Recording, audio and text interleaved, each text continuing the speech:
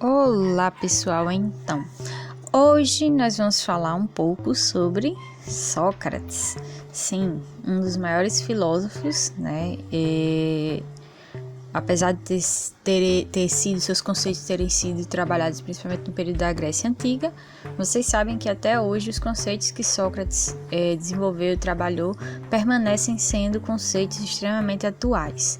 Então vamos falar um pouco sobre as visões de Sócrates, sobre os questionamentos filosóficos e o seu método, certo? Então já sabem qual o ritual de estudos, pegar o caderno e a caneta para anotar os pontos principais da aula e vamos seguir em frente.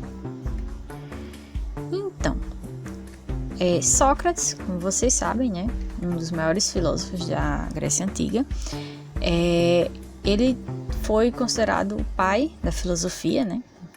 E graças ao quê? Graças aos seus conceitos, às suas visões de mundo perante vários questionamentos e indagações sociais. Sócrates ele trouxe vários conceitos que contrapunham muitas vezes conceitos inovadores. Por exemplo, o conceito de democracia. Sócrates era contra a democracia. Porém, quando você observa a argumentação dele, o porquê a democracia é um péssimo sistema de governo, você acaba concordando com os seus pontos de vista. Então, Sócrates ele tinha um bom desenvolvimento na sua arte de argumentação, ele tinha um bom desenvolvimento na arte de utilizar as palavras, de tentar argumentar e descobrir as respostas para seus anseios. Uma das maiores máximas, né, uma das grandes máximas de Sócrates é a frase "só sei que nada sei". Basicamente, essa frase ela tinha como uma resposta, um respaldo, principalmente o fato de que a sabedoria ela é obtida através de você reconhecer a sua própria ignorância. Então, ele tinha esse conhecimento que era necessário ele reconhecer a própria ignorância para poder ficar com sua mente aberta, livre, pronta para receber novos conhecimentos. Então, Sócrates ele tinha essa visão de que era necessário você ter sabedoria para reconhecer sua própria ignorância, então para reconhecer a sua própria falta de conhecimento, de respostas para as perguntas que estavam propostas. E o que é que ele deduzia disso? Que para eu chegar a esse conhecimento, eu passar por cima dessa ignorância, era necessário questionar, que era o método da indagação. Para a época, Sócrates ele era um perigo, principalmente na visão dos imperadores, porque ele deduzia que as pessoas precisavam questionar as coisas, questionar situações, questionar momentos e tudo que estivesse acontecendo ao seu redor. Então, o que acontece? Dentro dessa perspectiva, ele deduzia que você não tinha o conhecimento. Obviamente você precisava buscar esse conhecimento e a forma de buscar esse conhecimento, a forma mais eficaz de fazer isso era através da indagação, era através das perguntas. E a partir daí, Sócrates ele descreveu dois pontos principais que ele adicionava à perspectiva do método filosófico. Então, o método filosófico, vocês sabem que ele vai se basear na busca do conhecimento e na indagação. Ok. E ele adicionou mais dois pontos a esse método científico, esse método filosófico. Primeiro, que seria a fase da ironia, que ela basicamente o quê? A fase destrutiva, aquela fase em que você iria desmontar suas certezas. Então, tudo que você acreditasse que seria verdade absoluta deveria ser desmontado, deveria ser destruído para que sua mente ficasse aberta e preparada para novos conceitos. Então, essa era uma das perspectivas de Sócrates, essa é uma dos pontos que ele trabalhava dentro do método filosófico. Então, você buscar o conhecimento, você indagar e você desconstruir aquelas certezas que você já tinha sobre tudo. E a segunda fase, que é a fase da maiêutica. Importante só vocês definirem. Ironia seria aquela questão de você...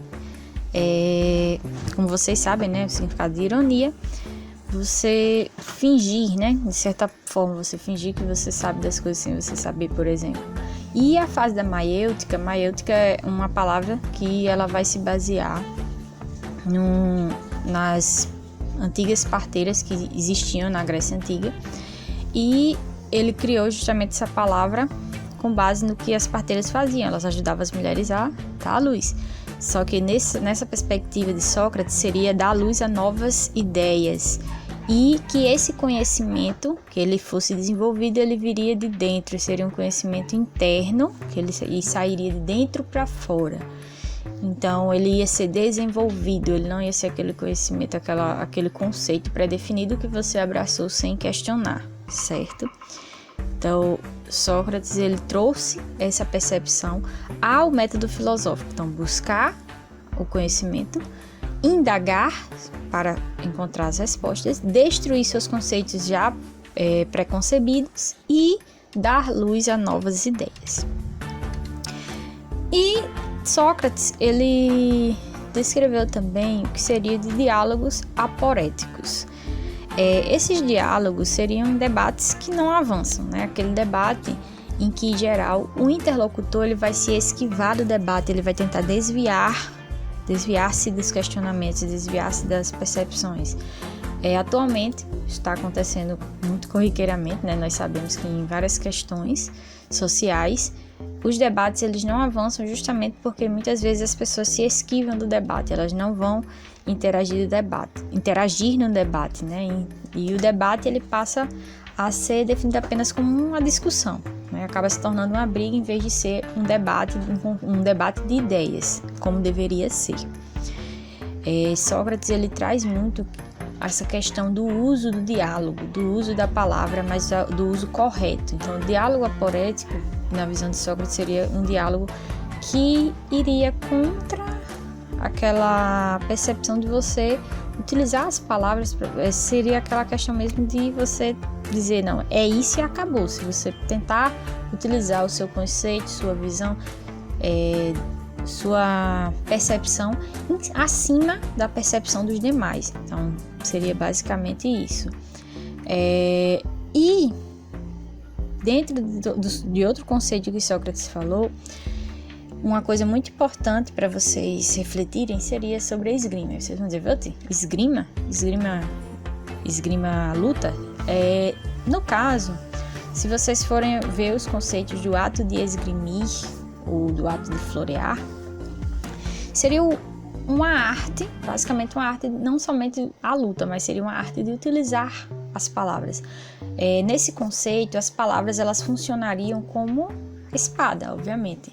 E para ela atingir o seu oponente, ela teria que estar de forma bem afiada, de forma bem descrita, de forma bem colocada, para que alcançasse o seu objetivo. Então, essa é a perspectiva de esgrimir.